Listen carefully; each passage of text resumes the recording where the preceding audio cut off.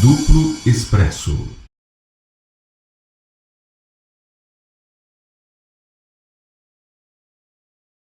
Porque a eleição do Bolsonaro, é importante que nós digamos também, frisemos também, pode representar a convalidação dos crimes da ditadura. Pela urna, pelo voto. E como o PT participou, as eleições não são fraudes. As eleições não foram fraudadas. Mas o WhatsApp, onde estão as questões ligadas ao WhatsApp? Reparam que elas sumiram? Repararam, nós, que não se fala mais disso, do WhatsApp? Ou seja, o Bolsonaro utilizou Caixa 2, ganhou a eleição por Caixa 2 ou não? Ele pediu para os... Há provas de que Bolsonaro agiu diretamente solicitando ou induzindo os empresários a injetarem dinheiro, aquilo que se caracteriza como Caixa 2, ou não? Há prova sobre isso? Há algum áudio? Ou não? Professor, eu vou acrescentar algumas outras perguntas. Quem tem esse áudio hoje? Se a pessoa tem esse áudio, por que ela não revelou o áudio na semana passada de forma a colocar em xeque o resultado da eleição ontem? E aí eu vou responder minhas perguntas, professor, porque eu estou fora do Brasil, então eu estou protegido da perseguição jurídico-política que, infelizmente, o Brasil vai ver agora ainda mais acentuada. O Fernando Haddad, e eu ontem eu já abri meu voto, professor, eu vou falar aqui, não sei se você estava vendo. Eu confesso que ontem, me dirigindo, eu falei para todo mundo que eu só ia decidir na hora. E, de fato, eu só consegui decidir na frente da urna. E eu fiquei com medo que a mesária lá ia vir para me tirar, porque eu cheguei dentro da urna e não sabia o que fazer. Eu fiquei assim, de frente da urna e falei, eu voto no Haddad, eu anulo ou eu voto em branco. Eu não sabia o que fazer. E no final, professor, porque eu não sou traidor e não ia trair a mim mesmo e ao trabalho que a gente fez com muita dedicação desde o ano passado aqui, desvendando as traições do PT jurídico, eu não tive condições de votar no Fernando Haddad, eu votei em branco. E eu não me arrependo.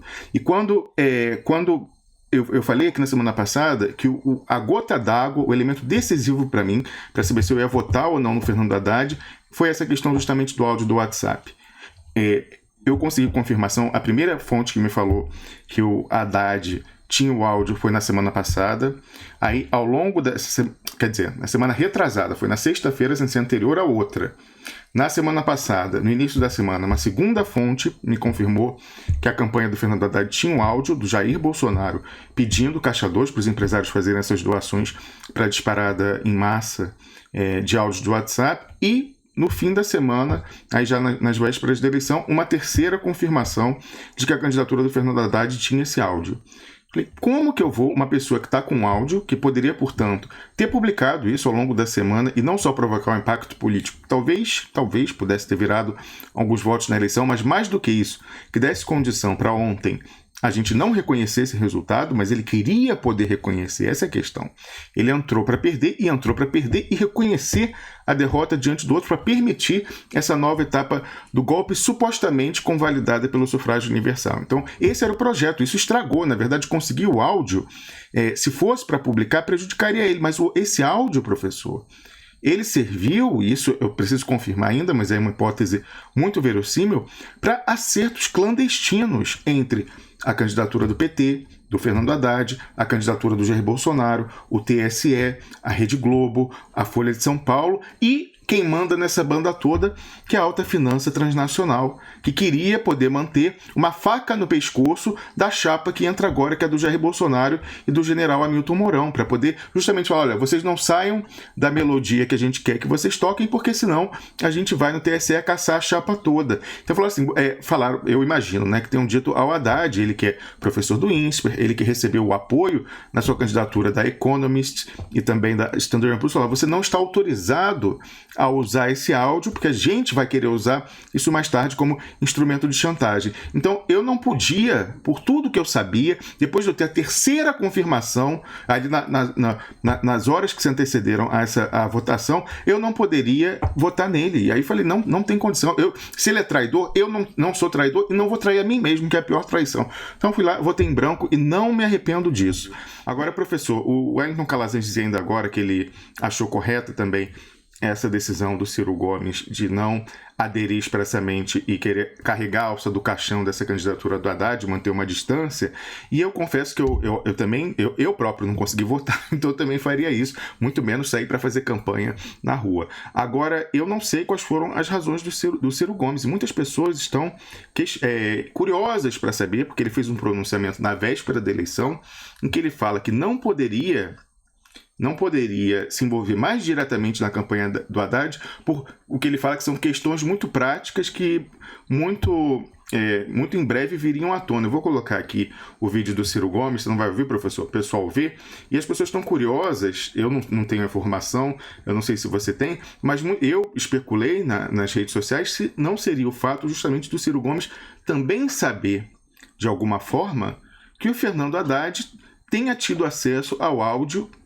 e tenha, então, deliberadamente entrado como partícipe na farsa, na fraude, para permitir ontem que o Jair Bolsonaro fizesse seu discurso da vitória e ele fizesse seu discurso lá reconhecendo a derrota. Então, se eu fosse o Ciro Gomes e eu soubesse disso, que aquele segundo turno foi uma farsa, eu tampouco teria me envolvido. Então, eu não tenho informação, vou colocar, mas à luz disso eu garanto para você que está me assistindo. De 3 fontes independentes, eu consegui a confirmação de que a campanha do Haddad tinha, e não só isso, eu tenho uma prova de que a campanha tinha e de que falou que não usaria, que guardaria isso para usar depois.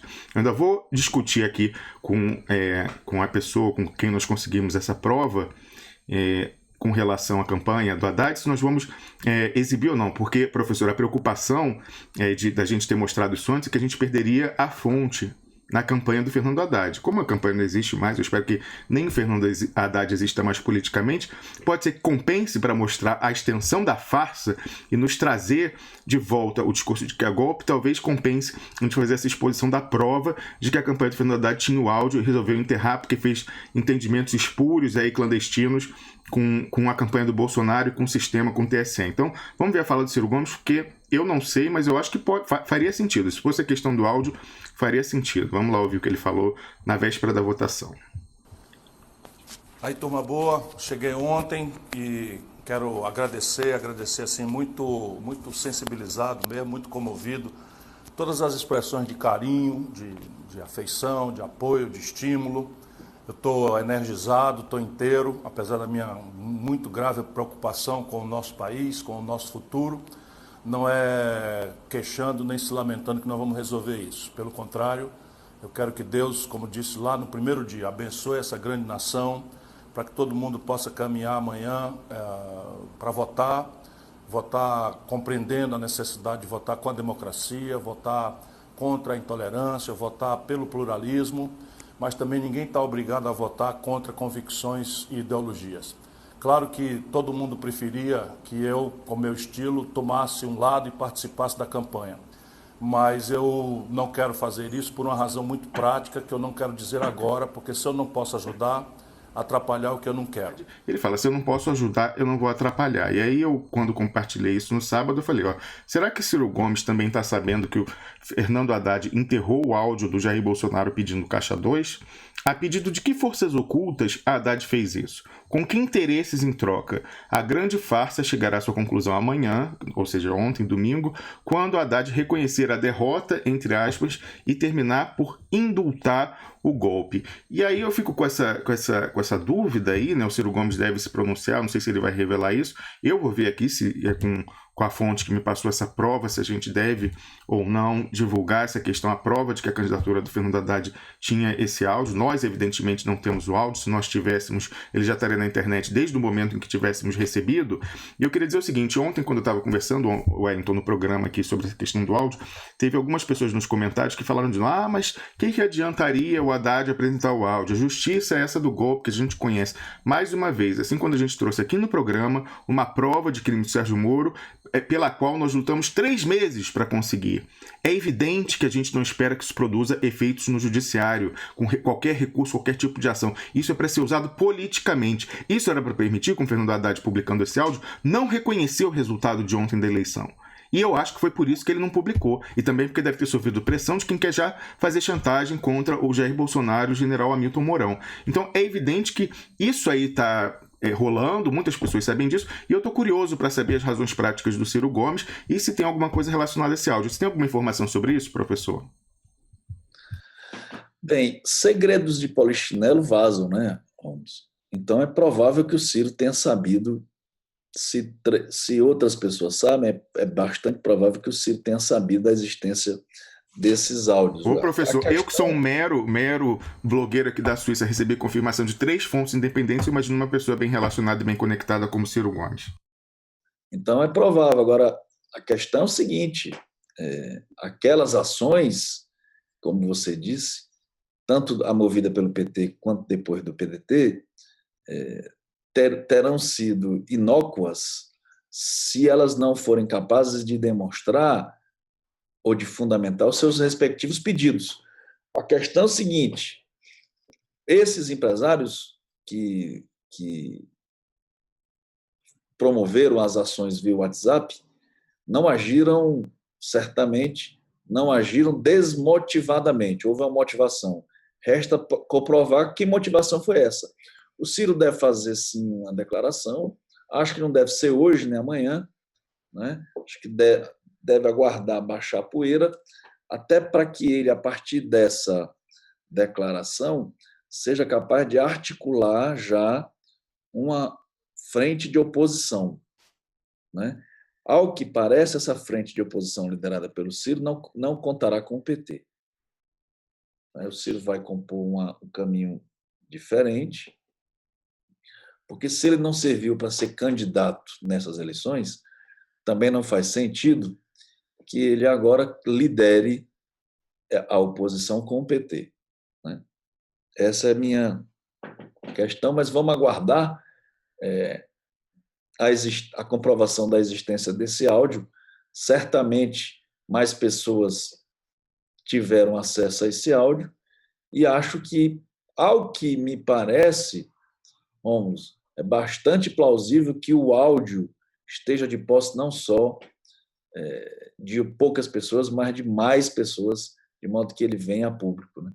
Eu quero dizer o seguinte, a pessoa que tinha me encaminhado a prova de que o Fernando Haddad, a campanha dele, teve acesso ao áudio, está assistindo o programa e já está analisando se convém ou não nós publicarmos essa informação, essa prova de que a campanha do Haddad tinha o áudio e se acertou com o lado de lá para enterrar isso e permitir agora chantagens à chapa eleita nessa grande fraude. Então, já teremos a resposta aí se nós podemos publicar ou não isso, mas de qualquer forma eu posso garantir aqui, se a gente constituiu a nossa credibilidade ao longo aí de um ano de trabalho junto, mas antes disso, eu estou desde 2016 e você também, Wellington, muito antes disso, eu coloco aqui a minha credibilidade dizendo, eu recebi de 3 fontes independentes a confirmação de que a candidatura do Fernando Haddad tinha esse áudio e de uma delas, inclusive, um pronunciamento de uma pessoa da campanha dizendo que tinha, mas que não ia usar.